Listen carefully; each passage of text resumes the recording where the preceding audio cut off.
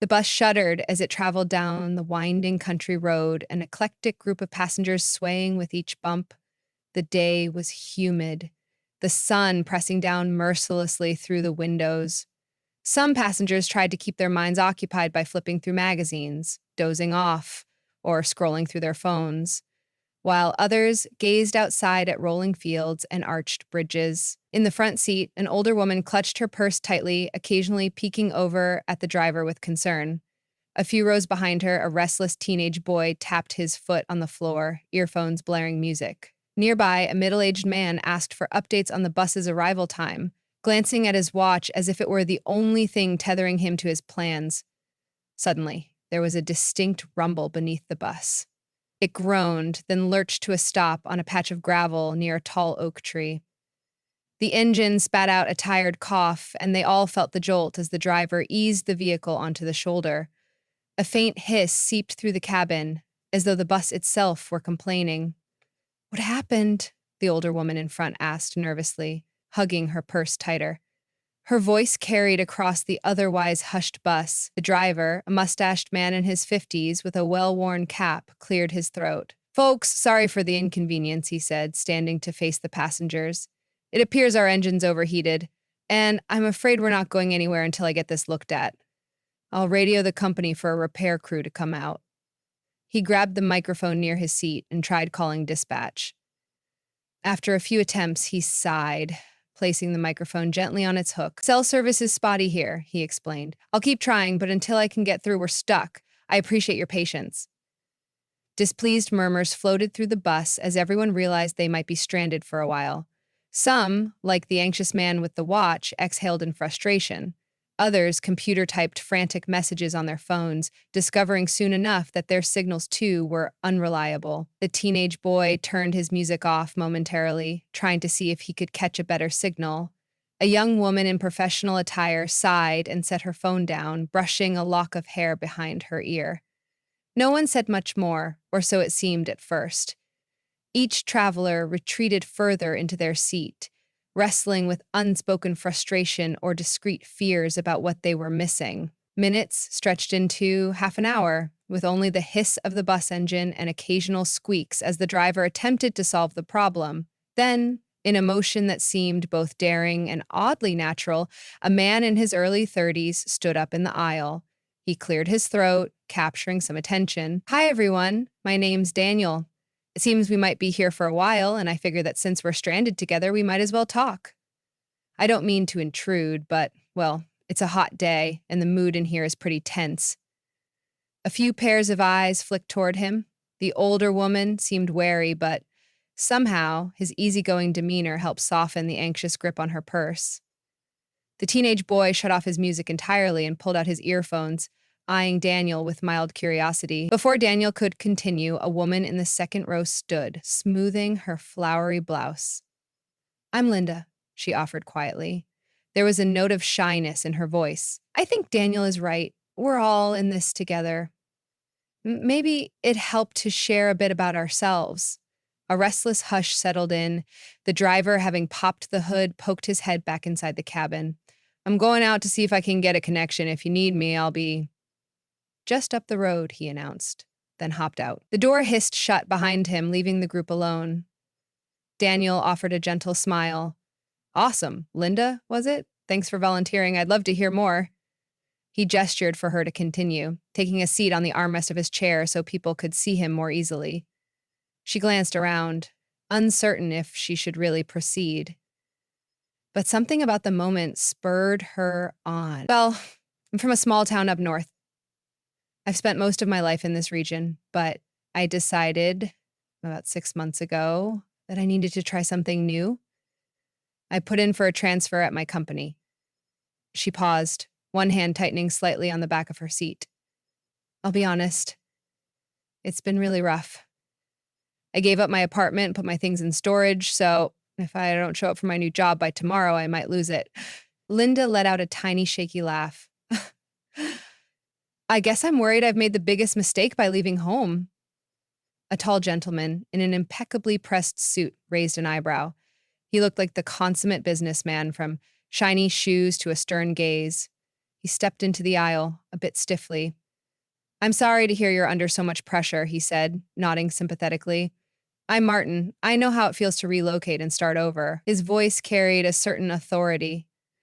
20 years ago, I left my home in hopes of joining a major advertising firm. I was convinced I'd be unstoppable. Instead, I spent months job hunting, living off my meager savings. It wasn't easy, but eventually, I got my break.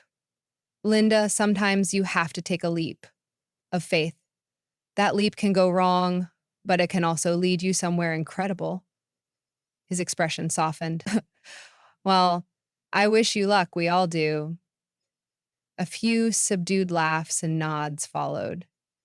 The teenage boy, who had perched himself on the edge of his seat, pulled one earphone out. His voice cracked slightly when he spoke. Yeah, my name's Ethan. I'm not relocating or anything, but I've been feeling lost. Kind of like I don't belong anywhere. I'm in my final year of high school. Everyone's always asking me where I want to go to college. The truth is, I don't know. My mom wants me to aim for this fancy university.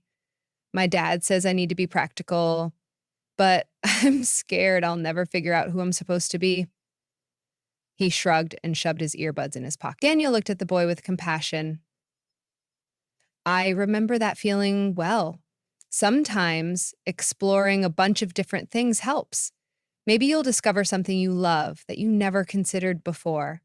It never hurts to keep an open mind. A gentle lull gave way to a flurry of quiet comments. People who hadn't spoken earlier suddenly found themselves exchanging glances and murmuring encouraging words. The driver re-entered the bus, wiping sweat from his brow. The heat is brutal. No luck yet. I walked up the road a bit, but I couldn't get more than a few static bursts on the radio, he sighed, stepping over to the driver's seat. Let's open up the windows. At least we might catch a bit of breeze. As the windows were opened, a wave of hot air washed through the bus, but there was a small relief in feeling nature's flow instead of stale air. The branches of the oak tree rustled overhead, and sunlight shimmered through. The older woman in the front seat finally turned around. She seemed to be in her late 60s or early 70s, hair coiled in a neat bun, face lined with the wisdom of years. She spoke softly. I'm Margaret. I was just going into the city to pick up a new medication. I've been putting it off for months because it's expensive. My niece has been pestering me to take better care of myself, but well, it's so easy to neglect these things when you're alone. Sometimes I feel invisible. Her eyes darted around apologetically, as if she feared talking about herself would be unwelcome. Linda leaned forward to rest a comforting hand on Margaret's shoulder. You're not invisible here, she said firmly. I think it's wonderful you're taking care of your health. You should be proud of that. Margaret offered a small smile, tears shining at the corners of her eyes. Thank you, she whispered. Toward the back of the bus, a mother with a small child stirred. The little girl, no older than 5, had been asleep, head resting on her mother's lap. The mother whispered a calming lullaby, but now that the bus had grown livelier, the child woke. The woman smoothed her daughter's hair as she spoke. My name is Regina. She looked down at her child. This is Ava. My husband passed away last year, and now I'm raising her on my own. Recently, we moved in with my sister for a while, just until I can find something permanent.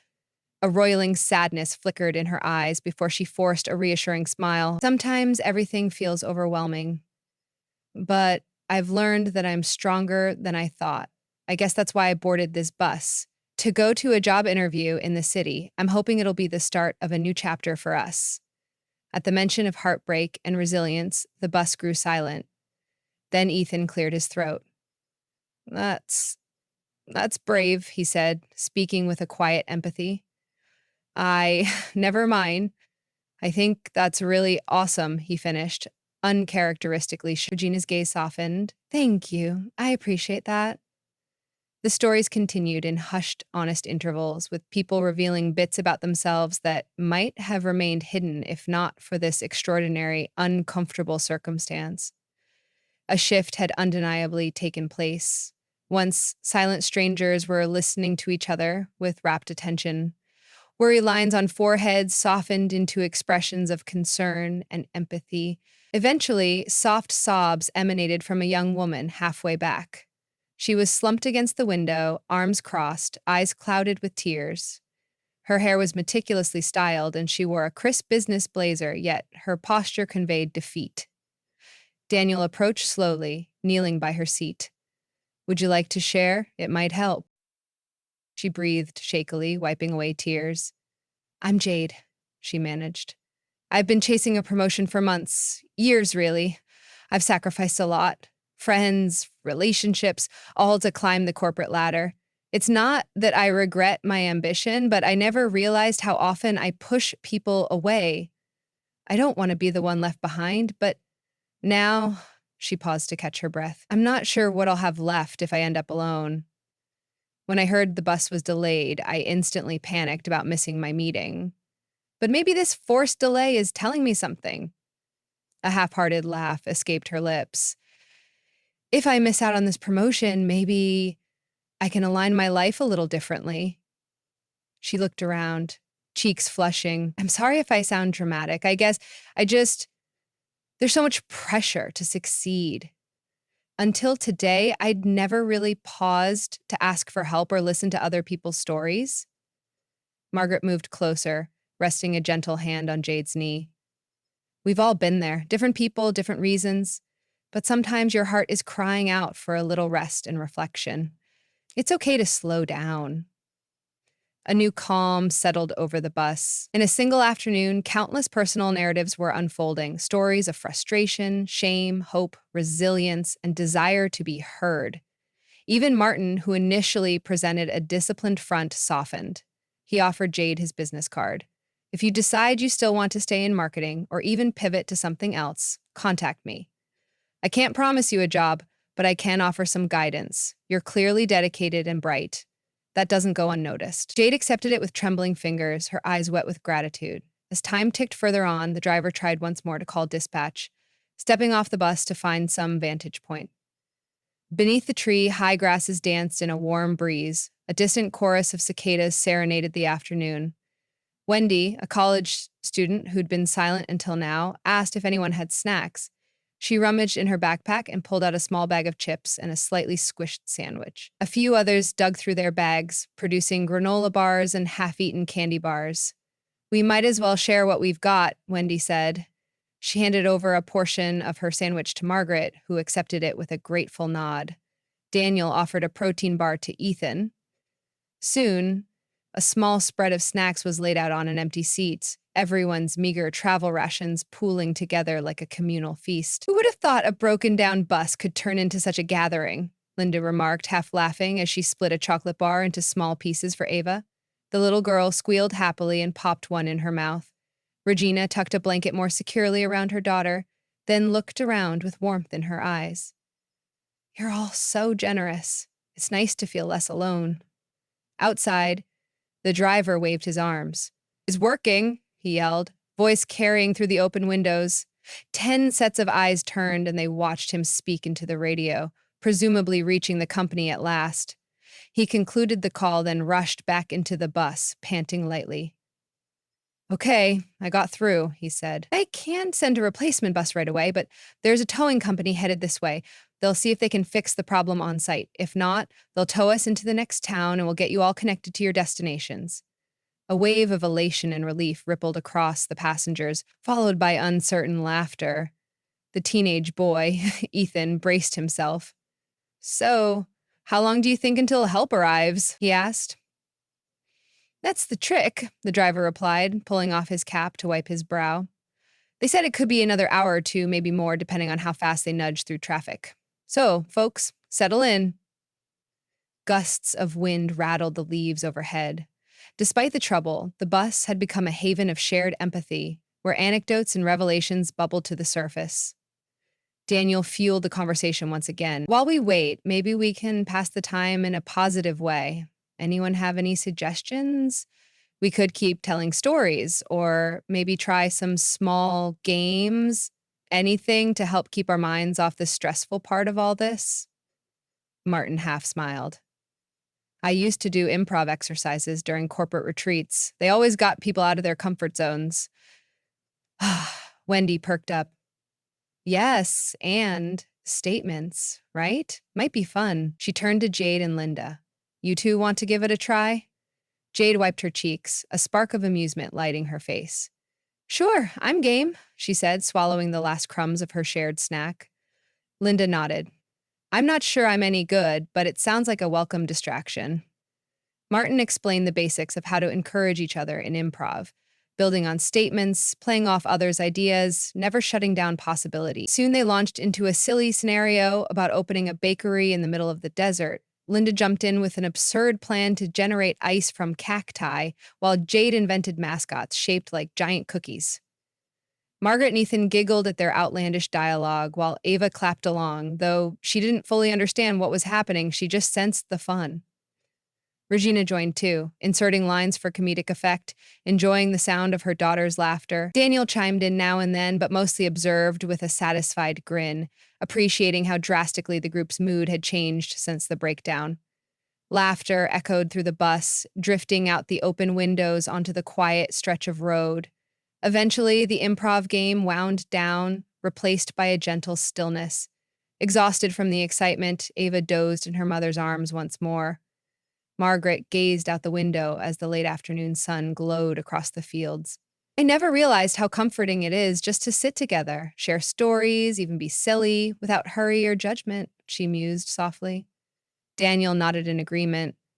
We created a community out of this crisis, he said, glancing around fondly. Isn't that something? Their conversation turned reflective. Jade said she might try reconnecting with old friends she had ignored in her pursuit of success.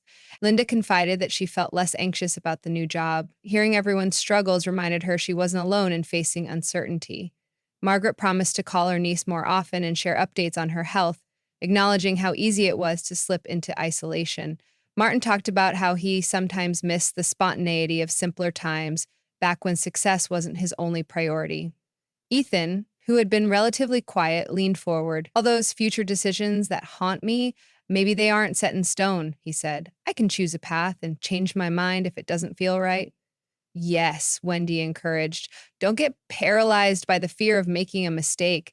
The biggest obstacle to loving your life is never trying anything new. The driver, who had removed his cap and was fanning himself, joined in. You know, I've been driving buses for nearly 30 years, he said. Ever since I was a young man, I wanted to see if the road would show me something. But I've been saving up, and soon I'm planning to move closer to my daughter and grandkids. I've hesitated for so long, not wanting to change. Now, seeing how you've all opened your hearts, I realize I can't keep waiting forever. Regina gave his arm a supportive pat. Sometimes we just need permission from ourselves to make changes we've longed for. Minutes blurred into another half hour, then an hour. They chatted about mundane things, favorite foods, random quirks, embarrassing stories from childhood, trading confessions that would have seemed improbable just a few hours before. They formed tiny subgroups as well, pockets of conversation weaving in and out, uniting and splitting like quicksilver. Jade requested advice from Martin about pitching ideas more confidently. Margaret asked Linda about the best scenic spots up north.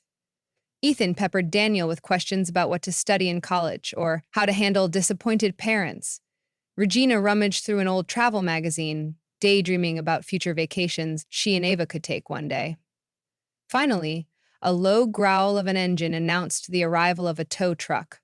The bus driver leapt out to greet the mechanic, a broad-shouldered man in dusty overalls, who hopped down from his truck with a wide grin. He introduced himself as Gabrielle and ducked under the bus's hood, rummaging around with tools.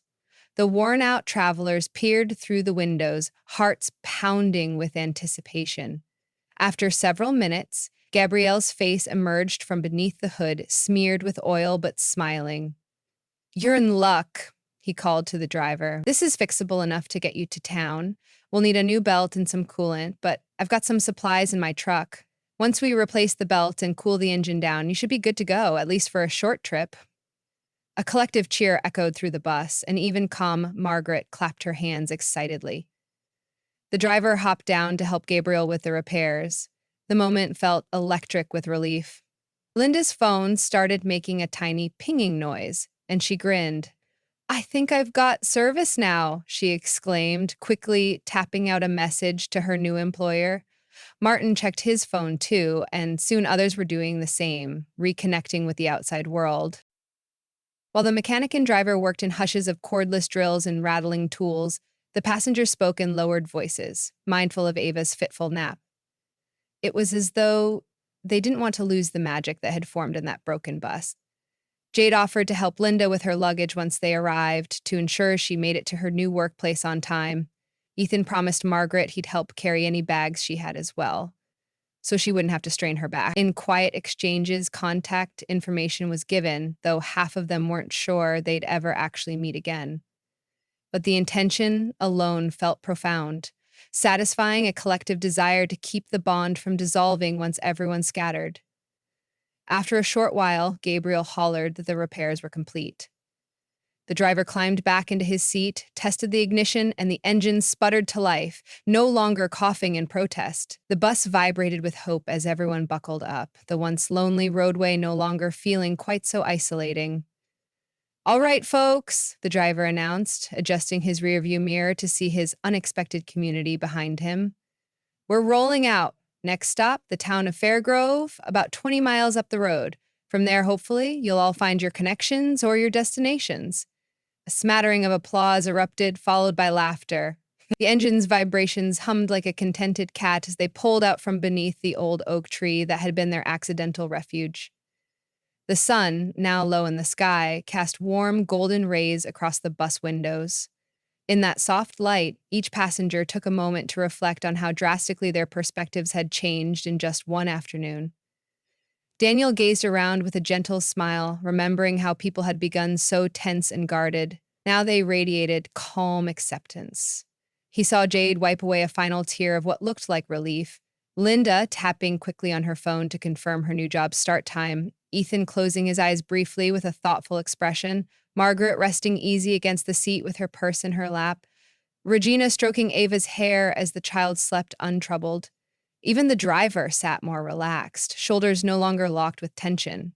They reached Fairgrove at dusk, the sky painted with lavender and rose. Lights flickered on in the small town, illuminating quaint storefronts. The bus driver called out stops as they approached the main station. Jade hurriedly left for the next train to the city, but not before exchanging a quick embrace with Linda, a handshake with Martin, and a wave to the others. Martin himself stepped off next, phone pressed to his ear as he cleared up some scheduling matters. Still, he took a moment to pat Ethan on the shoulder and whisper a final word of encouragement. Linda gave Margaret a tender goodbye, promising to check in about local doctors and medical plans. Margaret stepped off slowly, a little unsure, only to see Linda wave encouragingly from the curb. The older woman paused, as though considering how far she had come in a single day, and gave a light laugh before continuing down the sidewalk. Regina squeezed Daniel's hand just before she stood, Ava yawning in her arms. "Thank you for helping us all open up to each other," she whispered. "I think I'll hold on to that gift for a long time."